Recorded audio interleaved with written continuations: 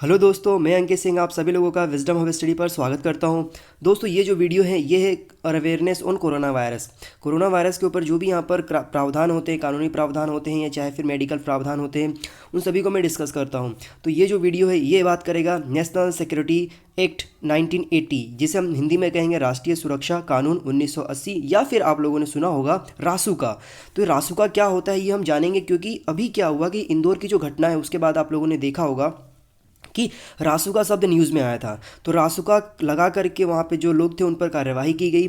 और फिर अभी रिसेंट में जब मैं ये वीडियो रिकॉर्ड कर रहा हूँ ऐसे 3 अप्रैल को, तब यहाँ पर यूपी के जो चीफ मिनिस्टर है योगी आदित्यनाथ, उन्होंने बोला है कि जो भी व्यक्ति सरकार के साथ सहयोग नहीं कर रहा है उसके ऊपर नेशनल सिक्योरिटी एक्ट के तहत कार्रवाई की जाए।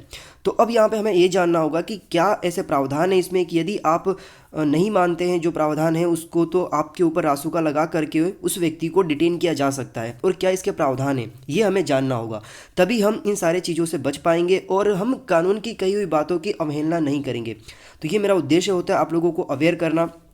तो मैं इसमें बताना चाहूँगा कि देखिए, राष्ट्रीय सुरक्षा अधिनियम जो है ये 1980 है। देश की सुरक्षा के लिए सरकार को अधिक शक्तियाँ देता है ये, और यह कानून जो होता है ये पूरे भारतवर्ष में लागू होता है। केंद्र सरकार द्वारा अधिरोपित किया जा सकता है और राज्य सरकार के द्वारा भी इसे अधिरोपित किया जा सकता है।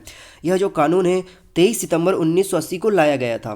तो ये कानून उस समय लाया गया था। तो देखिए, ये शक्तियाँ क्या देता है सरकार को, तो यह सरकार को शक्तियाँ देता है कि सरकार किसी भी संदिग्ध व्यक्ति को गिरफ्तार कर सकती है। ये बात कही गई यहाँ पे, कोई भी व्यक्ति जो कि सरकार की मतलब समाज के लिए, देश के लिए खतरा होगा, सरकार उसे डिटेन कर सकती है। नागरिकों की गिरफ्तारियों की अगर हम बात करें तो देखिए, अगर कोई भी सरकार को ये लगता है कि यह व्यक्ति उस समाज के लिए खतरा है, सोसाइटी के लिए खतरा है, चाहे वो किसी भी उद्देश्य से क्यों ना हो, तो सरकार उसको ले जा कर के गिरफ्तार कर सकती है। तो इसमें क्या प्रावधान है, तो देखिए इसके अगर हम प्रावधानों की बात करें तो इसके प्रावधान अलग अलग हैं। पहले क्या किया किया जाता है कि अगर कोई व्यक्ति को गिरफ्तार किया जा रहा है तो उस गिरफ्तार किए हुए व्यक्ति को 3 महीने तक पहले डिटेन किया जाएगा, और मैक्सिमम इसमें 12 महीनों के लिए डिटेन किया जा सकता है। तो 3 महीने के पहले डिटेंशन के बाद इसकी आगे की जो अवधि है वो फिर से 3 महीने के लिए बढ़ाया जाएगा, फिर वो 3 महीने के बाद फिर से बढ़ाया जाएगा। तो मतलब इस प्रकार से कुल 4 बार 3-3 महीने की अवधि में उसको गिरफ्तार किया जा सकेगा पूरे 12 महीनों के लिए। 12 महीनों से ज़्यादा उसे गिरफ्तार नहीं किया जा सकता। ये इसके प्रावधान होते हैं। और इसके बाद मैं आपको बता दूं कि ये अस्तित्व में कैसे आया, हमें इसकी हिस्ट्री पता होना चाहिए कि एनएसए है क्या, किस प्रकार से आया है। तो देखिए, ये जो एनएसए का जो प्रावधान है ये कोई नया नहीं है, ये प्रावधान कॉलोनियल एरा से ही है, मतलब ब्रिटिश काल से ही ये इसकी एक उपज थी है। तो ये जो कानून है ये सबसे पहले 1818 में लाया गया था बंगाल रेगुलेशन एक्ट के तहत। वहाँ पे जो भी पीजेंट हुआ करते थे, जो भी किसान वर्ग के लोग हुआ करते थे, उन वो जो उस समय ब्रिटिश सरकार की जो विरोध करते थे उनको इस कानून के तहत गिरफ्तार कर लिया जाता था। फिर जब 1919 का समय आया तो 1919 में क्या हुआ कि रॉलेट एक्ट बनाया गया था एक, जिसका आपने हिस्ट्री में सुना भी होगा।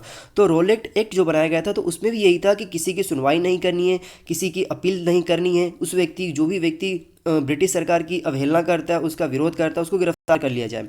तो 1919 में ये कानून लेकर आया गया था, जिसका परिणाम ये था कि जो जलियांवाला बाग था वहाँ पे जो भीड़ इकट्ठी हुई थी प्रोटेस्ट करने के लिए, वो उसी कानून का विरोध करने के लिए आई थी, जिसका वहाँ पर जो मैसेकर हुआ था वो सब आप लोग जानते हैं। तो ये उसी का परिणाम था। फिर इसके बाद क्या हुआ कि आज़ादी हो जाती है भारत की। भारत की आज़ादी के बाद 1971 में मीसा एक्ट लेकर के आया गया था, जिसे आपने सुना भी होगा, जिसका नाम था maintenance of internal security act. ये लेकर के आया गया था। उसमें भी सारे यही प्रावधान थे जो कि रॉलेट एक्ट और बंगाल रेगुलेशन में थे। तो ये सारे के सारे प्रावधान थे जिसके तहत यहाँ पर इमरजेंसी के समय लोगों को गिरफ्तार किया गया था, इसी कानून के तहत, मीसा के तहत। तो आपने ये भी सुना होगा कि मीसा के तहत बहुत सारे लोगों को मेंटेनेंस मिलता है। फिर इसके बाद इस कानून को 1977 में मोरारजी देसाई सरकार के द्वारा इसको रिपील कर दिया गया, मतलब इसे ख़त्म कर दिया गया। फिर आपको ये भी पता होगा कि 1980 में तक आते आते जो मोरारजी सरकार की सरकार थी वो गिर चुकी थी। तो 1980 में फिर से इंदिरा गांधी आ जाती हैं, तो यह एक नया कानून लेकर के आती हैं जिसका नाम होता है नेशनल सिक्योरिटी एक्ट, जिसे राष्ट्रीय सुरक्षा अधिनियम या फिर हम रासुका कहते हैं। तो रासुका 1980 में लाया गया था, 23 सितंबर 1980 में। तो उसी के बाद से ये सारा प्रावधान चल रहा है। तो ये सारे इसमें प्रावधान है, गिरफ्तार करने के प्रावधानियाँ हैं। तो देखिए, ये तो मैंने इंडियंस की बता दिया। क्या इसमें विदेशियों को भी गिरफ्तार किया जा सकता है, तो बिल्कुल हाँ। अगर सरकार चाहे कि अगर कोई व्यक्ति देश की सुरक्षा के मद्देनज़र कोई ऐसी कार्य कर रहा है जो कि देश की सुरक्षा और समाज की सौहार्दता को खराब कर रहा है, तो सरकार उस विदेशी व्यक्ति को भी गिरफ्तार कर सकती है। चूँकि मैंने आप लोगों को जो गिरफ्तारी की सीमा है वो बता दिया है मैंने कि सरकार यहाँ पर 3 महीने के लिए पहले गिरफ्तार करेगी, फिर उसको 3 महीने के लिए फिर बढ़ाएगी, फिर 3 महीने के लिए बढ़ाएगी, फिर 3 महीने के लिए बढ़ाएगी। इस प्रकार से वो 4 बार बढ़ा सकती है और इन सभी का जो अनुमोदन होता है उसे राज्य सरकार से करवाना होता है। इसमें जो गिरफ्तारी का प्रावधान होता है, राज्य सरकार अपने स्तर पर गिरफ्तार कर सकती है उस व्यक्ति को जो संबंधित व्यक्ति सरकार की नज़र में कानून की अवहेलना कर रहा है। केंद्र सरकार अपनी नज़र में कर सकती है उसको गिरफ्तार, और यदि राज्य सरकार का कोई भी अगर व्यक्ति को गिरफ्तार किया जा रहा है तो उसको वहाँ पर अनुमोदित कराना होगा राज्य सरकार के माध्यम से। और ये जो प्रावधान है ये उसको 12 दिनों के अंदर करवाना होता है। अगर किसी व्यक्ति को गिरफ्तार किया गया है तो उस व्यक्ति को 12 से 15 दिनों के अंदर उसे रिपोर्ट करके उसको यहाँ पर अनुमोदित करवाना होता है। फिर वो सारी की सारी जो रिपोर्ट है उस रिपोर्ट को स्वीकृत करा करके 7 दिनों के भीतर केंद्र सरकार को भेजना होता है। जैसे कि अगर किसी व्यक्ति को उत्तर प्रदेश में गिरफ्तार किया गया है तो उसको वहाँ पर 12 दिनों के अंतर्गत राज्य सरकार से अप्रूवल देना होगा और उसको उसके बाद अप्रूवल के बाद उसे 7 दिनों के अंतर्गत केंद्र सरकार के पास भेजना होगा। तो इस पर जो भी कार्यवाही होती है वो कार्यवाही की जाती है। इसके बाद गिरफ्तारी के आदेश का क्रियान्वयन के तहत होता है। तो देखिए गिरफ्तारी का जो प्रावधान है वो सीसीपी जो प्रोसीजर है यहाँ पर 1973 उसके तहत किसी भी व्यक्ति के खिलाफ आदेश जारी किया जा सकता है, उसको गिरफ्तार किया जा सकता है भारत के किसी भी व्यक्ति को किसी भी जगह से, ये इसमें प्रावधान है। फिर गिरफ्तारी के जो नियमन है वो क्या है, तो गिरफ्तारी के आदेश का नियमन किसी भी व्यक्ति पर किया जा सकता है, उसे एक जगह से दूसरी जगह भेजा जा सकता है, संबंधित राज्य सरकार के संज्ञान के बगैर भी उस व्यक्ति को उस राज्य से नहीं भेजा जा सकता। ये याद रखना है कि अगर कोई व्यक्ति है, अगर उसको यूपी से गिरफ्तार किया जाता है तो उसे बिना परमिशन से किसी दूसरे राज्य में नहीं भेजा जा सकेगा। फिर इसके बाद गिरफ्तारी की वैधता के आधार क्या क्या हो सकते हैं, ये बहुत महत्वपूर्ण फैक्ट है जिसके आधार पर उस व्यक्ति को गिरफ्तार किया जा सकता है। तो देखिए गिरफ्तारी के आदेश को सिर्फ और सिर्फ इस आधार पर अवैध नहीं माना जा सकता जिसमें 2 कारण ये इस प्रकार कि क्या उसकी गिरफ्तारी का स्पष्ट जो जानकारी है वो है या नहीं है, उसका अस्तित्व नहीं है, हो फिर अप्रासंगिक हो, उस व्यक्ति से संबंधित नहीं हो, तो उस कंडीशन में अवैध नहीं माना जाएगा। फिर इसके साथ साथ यहाँ पर अब ये देखा जाता है कोई व्यक्ति है जो कि फरार हो चुका है कोई गलत कार्य करके, तो फिर क्या होगा, तो देखिए अगर वह व्यक्ति फरार हो गया है तो सरकार या अधिकारी उस व्यक्ति के निवास क्षेत्र में मेट्रोपॉलिटन मजिस्ट्रेट या फिर प्रथम श्रेणी के जुडिशियल मजिस्ट्रेट को लिखित रूप में रिपोर्ट दर्ज दे सकते हैं। फिर अधिसूचना जारी कर सकते हैं कि व्यक्ति को तय सीमा के अंदर बताई गई जगह पर उपस्थित होना है। फिर अगर वह व्यक्ति उपरोक्त सूचना का पालन नहीं करता है तो उसको 1 साल की सज़ा और जुर्माना या फिर दोनों हो सकती है और फिर बढ़ाया भी जा सकता है। तो ये सारे इसके प्रावधान हैं। फिर यहाँ पर आता है सलाहकार समिति का गठन किया जाता है, वो सलाहकार समिति ही इन सारे कार्यों को देखती है और फिर जो भी प्रावधान होता है उस प्रावधान को करती है। तो क्या होगा, इस अधिनियम के उद्देश्य से केंद्र सरकार और राज्य सरकारें आवश्यकता के अनुसार एक या एक से अधिक सलाहकार समितियाँ बना सकती हैं।